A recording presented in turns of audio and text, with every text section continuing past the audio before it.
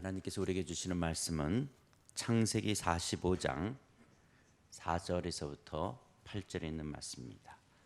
창세기 45장 4절에서부터 8절.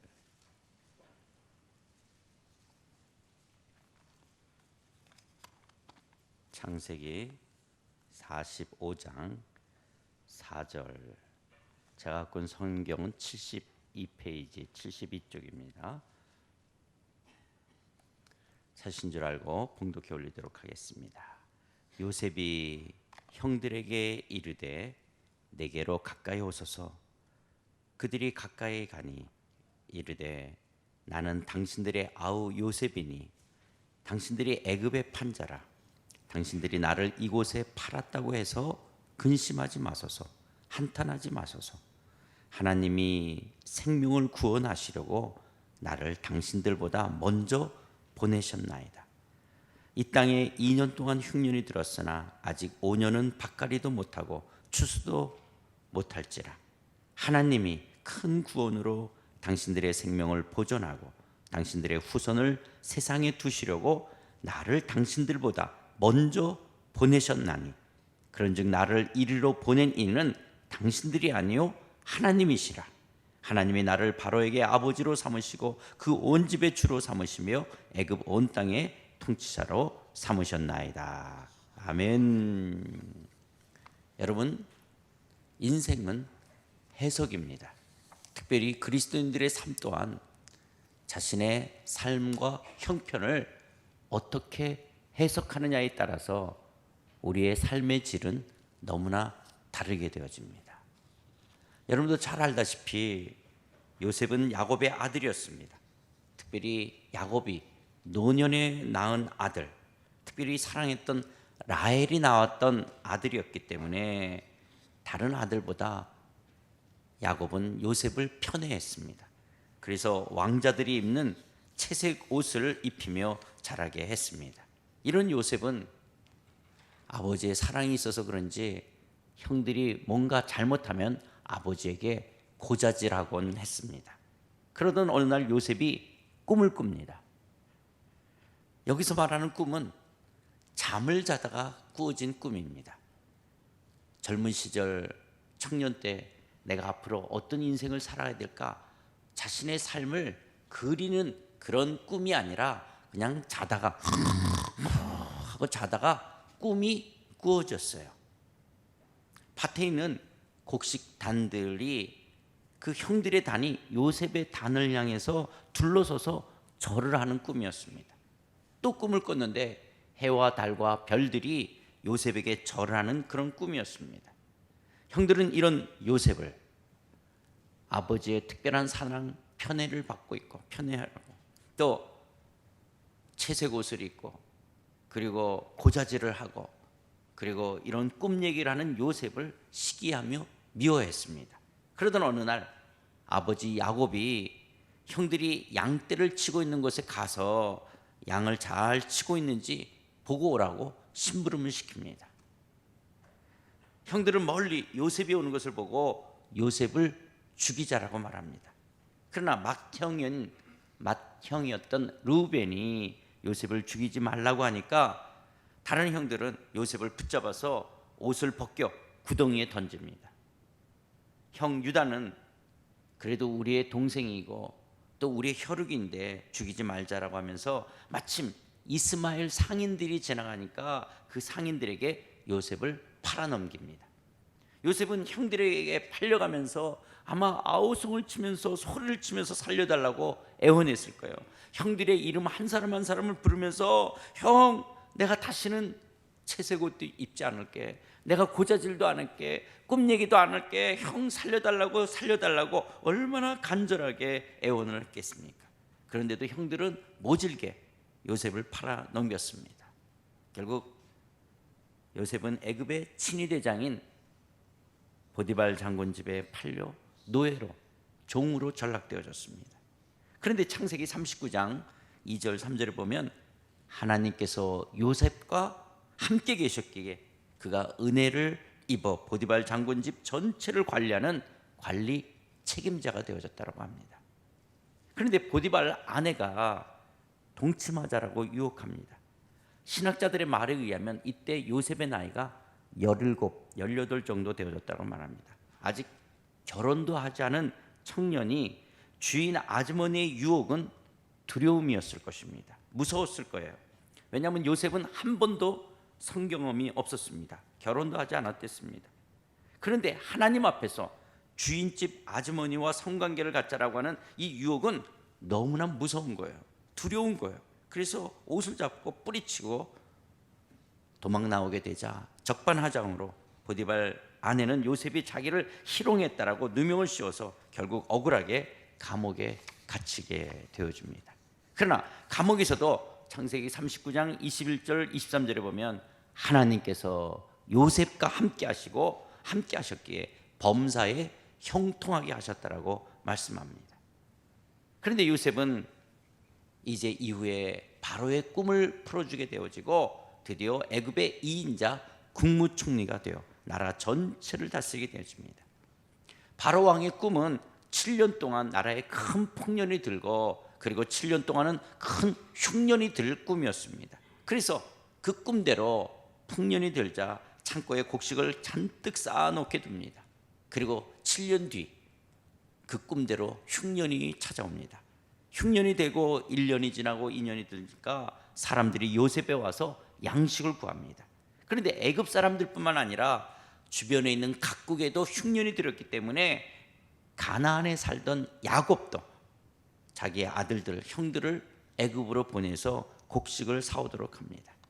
마침내 애굽에 도달한 형들이 국무총리 요셉 앞에 엎드려 절을 하며 곡물 사기를 청합니다. 이때 창세기 42장 9절에 보면 요셉이 그들에 대하여 꾼 꿈을 생각하고 비로소 꿈을 생각합니다. 아, 그렇구나. 그때 볕단들이 나를 둘러서서 절을 하고 해와 달과 별이 나에게 절한 것이 이것이었구나. 그러니까 여러분, 요셉은 자기 인생을 앞으로 어떻게 살아갈까, 남자로 태어나서 나의 인생의 비전을 그리면서 내가 내 인생을 한번 이렇게 살아봐야 될까, 그런 우리가 말하는 그런 비전이 아니라 아무 생각 없이 그냥 자는데 꾸어진 꿈이었어요. 요셉은 보디발 장군 집에 팔려가서 그래, 나는 꿈이 있어. 이 꿈을 이루기 위해서는 이 어려움도 잘 견뎌내야 돼. 그런 생각조차 못해요. 노예예요, 노예. 종으로 팔려갔어요. 하루하루가 산다라는 것이 너무나 벅차고 힘들었던 그런 삶을 살아야 되는 그런 노예로 전락되었댔어요.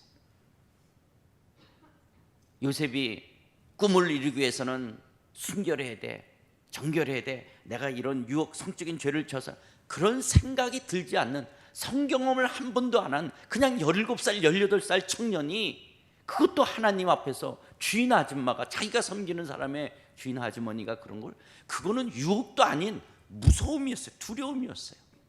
억울하게 감옥에 갇혀 있을 때 그래, 꿈을 가졌으니까 이 꿈을 이루기 위해서는 내가 이걸 잘 견디네, 그런 생각이 없어요.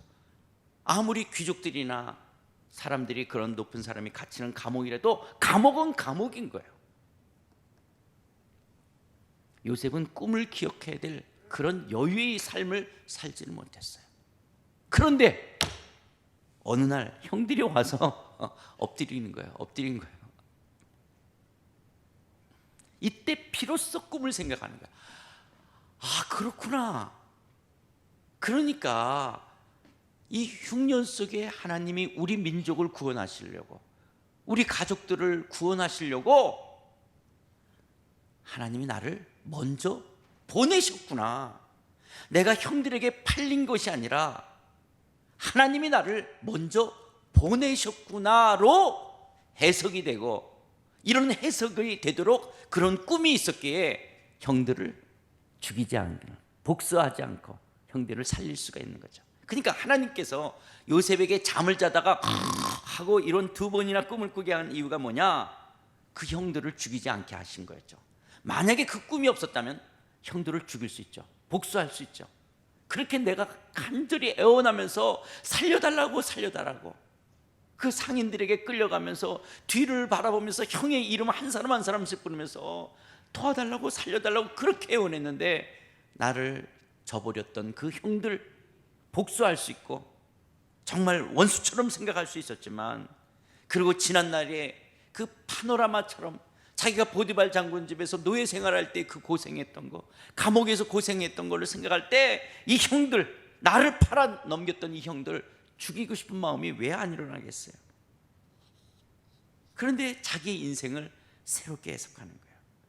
그렇구나, 우리 민족을 이 흉령 가운데 구원하시려고 나를 먼저 보내셨구나, 보내셨다라고 해석하니까 형들을 용서할 수 있죠. 형들을 용서할 수 있었고, 그리고 더 나아가 이스라엘을 향한 하나님의 구원의 역사, 이 꿈을 통해서 야곱과 함께 이스라엘 백성들이 애굽 땅에 오게 되어지는 이런 하나님의 구원의 역사를 이루게 하신 것들입니다. 그렇다면 그리스도인들의 삶, 하나님의 주권적 섭리를 믿고 살아가는 그리스도인들의 삶은 팔린 인생일까, 보내진 인생일까?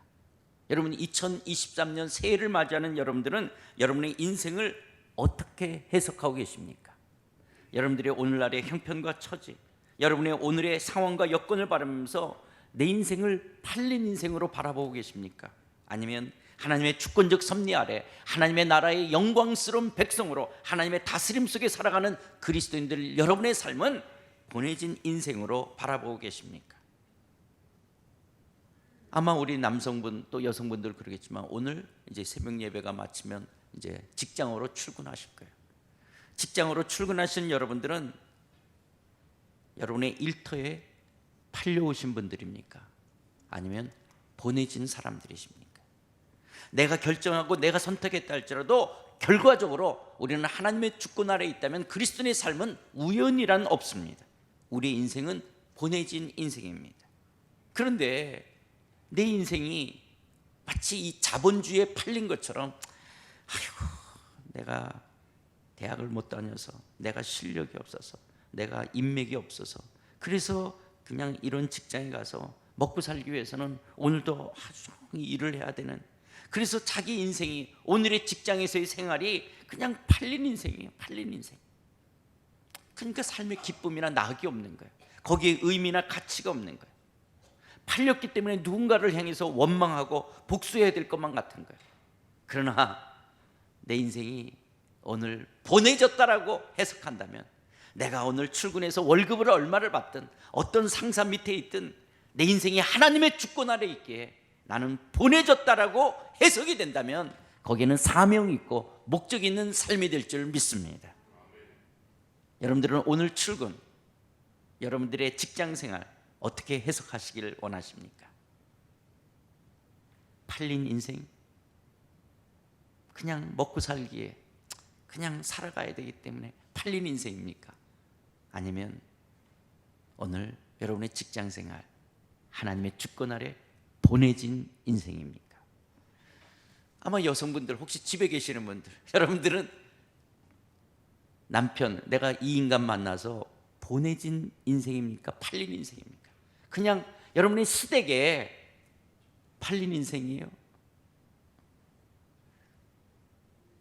내가 오늘 남편과 결혼해서 살면서 때로는 그것이 노예 생활처럼 억울하게 감옥을 사는 것처럼 시댁 살림을 한다 할지라도, 내가 하나님의 주권 아래 있다면, 내가 시댁에 팔려온 게 아니라 보내졌다면, 여러분은 며느리로서 어떤 사명과 어떤 목적을 생각하게 될 거예요.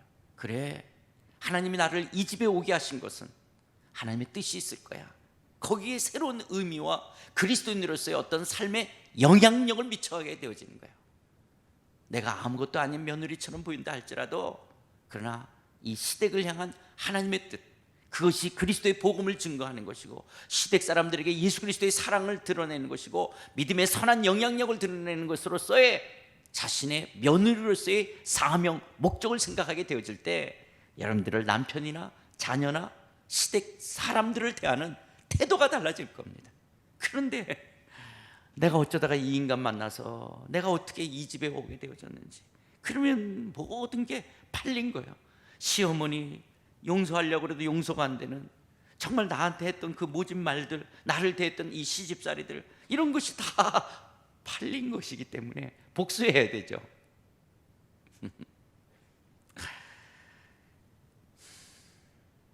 그러나 하나님의 주권적인 섭리와 계획 속에서 이 결혼이 그냥 어쩌다 된 것이 아니라 양가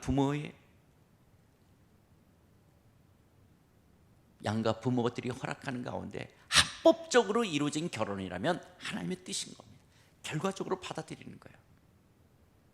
그리스도인의 삶이 내가 순간의 선택을 잘못한 것으로 인해서 40년, 50년을 그냥 어쩌다 내가 잘못된 선택의 삶을 계속 살아간다. 여러분, 그런 것이 그리스도인의 삶이라면 얼마나 비극스럽습니까?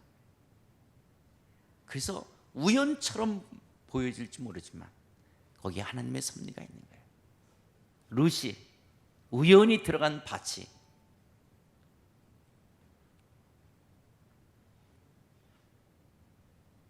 저도 나이가 들어가니까 이게 순간 이렇게, 누구지? 보아스의 밭에 들어간 것처럼 이게 사람 이름이 생각이 안 나네. 어저께 그렇게 주일 설교하면서도 그래도 아직은 열정이 있는 것 같다는데요.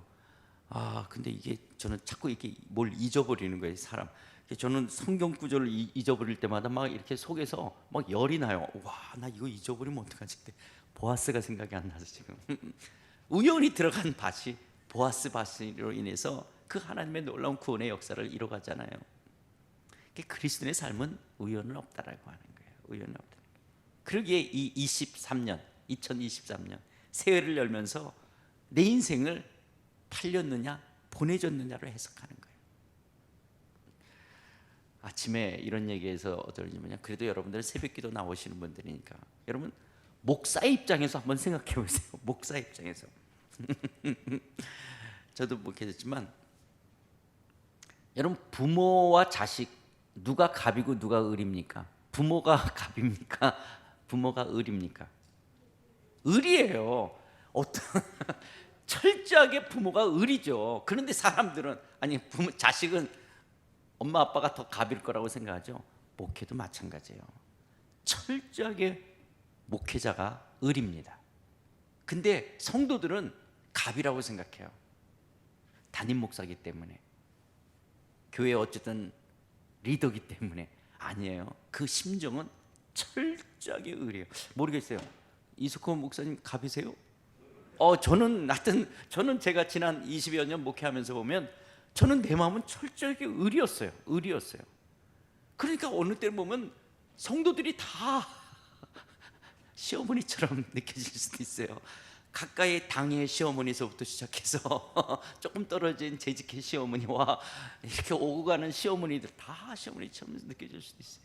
그리스도의 목회하면서 내가 이 교회에 팔려왔는가 보내졌느냐, 내가 이 장로님을 만나고 이 권사님을 만나고 이런 까다로운 성도를 만나는 것 속에 내가 보내졌느냐 팔렸느냐, 제 마음속에 어쩌다가 내가 이 교회에 와서 아유 정말 내가 이 교회 아니면 목회할 데가 없어 이런 것이 아니라 보내줬구나 라고 해석을 할 때 때로는 그런 까다롭고 때로는 나하고 생각이 다르고 때로는 내 마음속에 아프김을 주는 그런 사람들을 만난다 할지라도 여기에는 사명이 있고 목적이 있기에 그것을 끌어안을 수가 있는 거예요.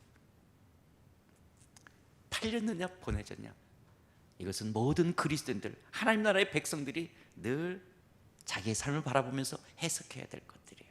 그런데 우리는 요셉이 꿈을 가졌다. 그래서 이런 상향주적인 가치, 그래서 요셉이 뭐예요? 국무총리가 됐잖아요. 국무총리, 2인자가 됐기 때문에 자꾸 꿈을 가지라 그러는데요, 이거는 그냥 자다가 꾸어진 거예요.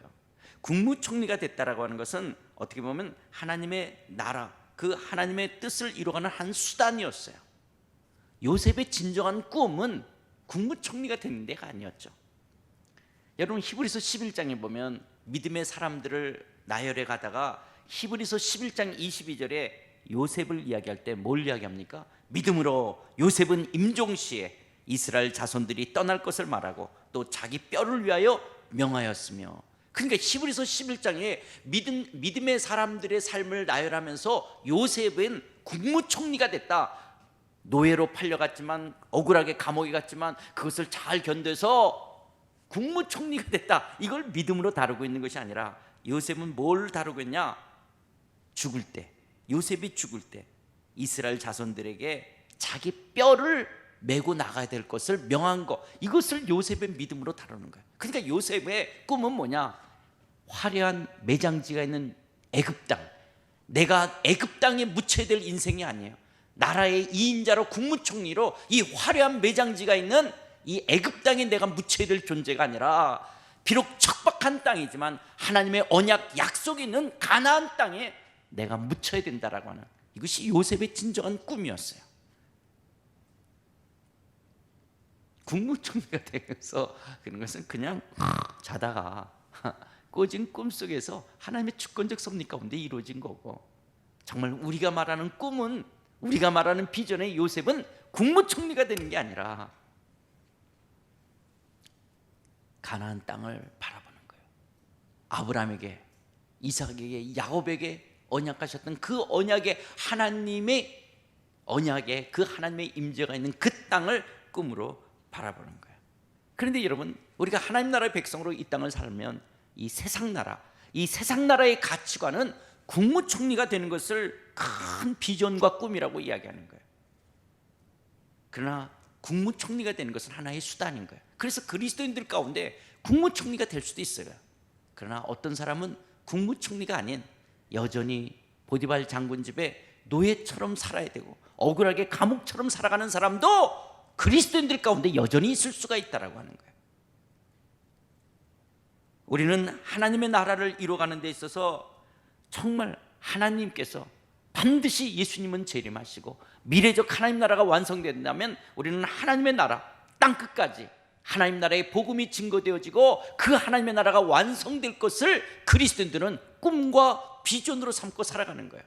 우리는 이 세상의 상향주의적인 가치관 속에서 내가 노예냐 국무총리냐 이것을 꿈으로 여기는 것이 아니라, 하나님의 나라가 반드시 이루어져야 되는 이 세상 나라, 돈으로 만모니즘, 그래서 돈과 힘이 장악하는 이 세상에 내가 성공하냐 출세하냐가 아니라 반드시 이루어질 그 미래적 하나님 나라, 그 나라를 꿈꾸며 살아가는 거예요. 나의 삶은 하나님의 나라가 있다. 그리고 반드시 그 나라는 완성되어질 거, 하나님의 열심히 이를 이룰 것이라고 하는 것 속에 내 삶을 해석하는 거예요. 그렇다면 목사님, 나는 국무총리가 아니라 보디발 장군에서 여전히 노예 생활하고 있고, 나는 감옥 생활하고 있고, 또 정말 유혹도 아닌, 그런데도 억울함 속에서 이렇게 살고 있습니다. 쉽지가 않죠. 쉽지가 않죠. 그러나 요셉이 여기까지 올 수 있었던 것은 거듭거듭 이야기하는 것이 뭡니까? 39장 2절 3절에서도 하나님이 함께 계시기에 은혜를 입었다. 하나님이 함께 계셔서 은혜를 입었다. 또 감옥에 갔어도 하나님께서 요셉과 함께 하심으로 범사에 형통케 하셨다. 하나님이 함께 하시는 거예요. 하나님 나라의 백성의 삶에는 하나님이 우리와 임마누엘로 함께 하시는 거잖아요. 여러분, 성경에 하나님의 사람들과 함께 있음에 함께 계시리니, 함께 계셔서, 이것이 여러분 요한복음이나 요한계시록에 얼마나 반복적으로 쓰여지는 단어입니까? 함께 있음에, 함께 계시니, 함께 계셔서. 오늘 하나님 나라의 백성들, 하나님의 영광스러운 자녀들의 삶 속에서는 하나님이 임마누엘로 함께 하신 줄 믿습니다. 오늘 여러분들이 출근하는 회사의 모습이 내가 보디발 장군 집에 노예로 가는 것 같은 그런 환경이라든지, 아니면 억울하게 감옥에 갇히는 그런 시댁의 삶을 사는 것처럼 느껴진다 할지라도 거기에 하나님이 함께하고 계심을 믿습니다. 그런데 자기의 인생에 하나님이 함께하는 것을 알지 못했던 사람이 있어요. 왜 그러냐? 나는 장자의 축복을 갖고 싶었어요. 근데 나는 장남이 아니에요. 그래서 아버지를 속여서, 형을 속여서 장자권을 가졌던 야곱, 형이 그것을 알게 되자 형이 죽이려고 하잖아요. 그래서 외삼촌 집으로 도망갑니다. 그가 며칠을 가다가 그가 들녘에 주었을 때 거기서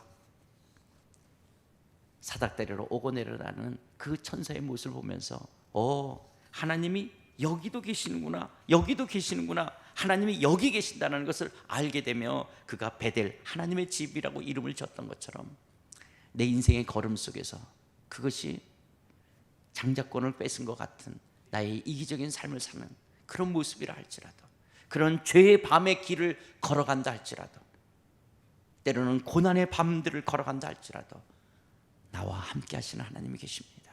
그럼에도 불구하고 예수 그리스도의 십자가의 보혈 아래 여전히 우리를 긍휼히 여기시고 우리를 깨끗하다라고 말씀하시며 우리를 붙드시는 임마누엘 되시는 그 하나님이 여러분과 함께 하십니다. 그러기에 이 2023년 임마누엘 되신 그 주님 안에서 내 인생은 팔린 인생이 아니라 보내진 인생으로 여러분의 삶을 해석하며 힘있게 다름박질하는 여러분들 되시기를 주의 이름으로 축원드립니다. 오늘의 여러분의 직장의 생활이, 여러분의 가정의 생활이, 여러분의 범사의 삶이 보내진 인생으로 사명을, 목적을 감당하는 주 안에서 함께 하시는 임마누엘 안에서 승리하는 삶 되시기를 주의 이름으로 축원드립니다.